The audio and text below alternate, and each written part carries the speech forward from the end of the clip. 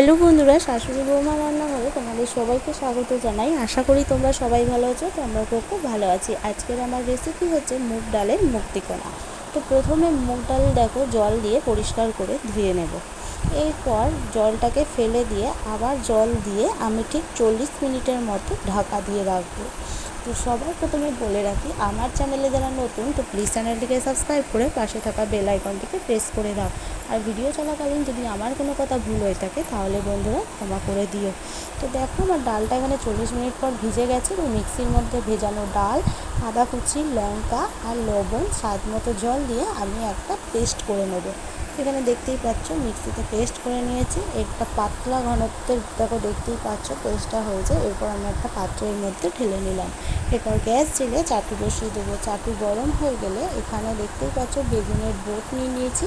সেই দিয়ে কিন্তু আমি এখানে একটু চাটুতে অয়েল ব্রাশ করে নিলাম। তোমরা কিন্তু অয়েল ব্রাশ দিয়েও করতে পারো। এরপর যে মুগ ডালের পেস্টটা সেটাই দেখো চাটুর মধ্যে দিয়ে দিলাম। দিয়ে ঠিক যেভাবে আমরা গোলা রুটি, পাটিসাপটা, সরু চাকরি তৈরি করি সেভাবেই কিন্তু এপিট ওপিট উল্টে ভেজে নেব।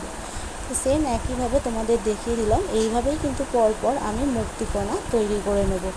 তো কারা কারা বন্ধুরা এই রেসিপিটা বাড়িতে ট্রাই করেছো বা এখনও ট্রাই করোনি তারা ঝটপট ট্রাই করে ফেলো। খেতে কিন্তু খুবই অসাধারণ হয়। ছোট বড় বাচ্চা সবাই খেতে পারবে।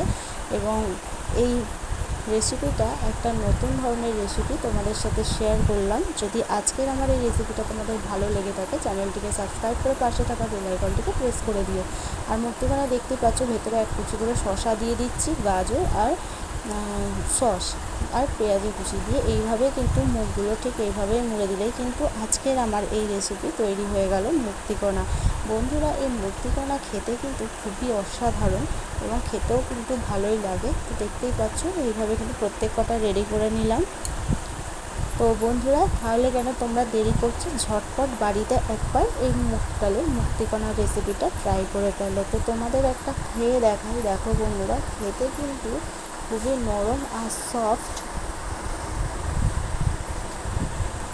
তো আরও নতুনত্ব ভিডিও পেতে চ্যানেলটিকে সাবস্ক্রাইব করে পাশে থাকা বেল আইকনটিকে প্রেস করে দাও। দেখা হচ্ছে পরবর্তী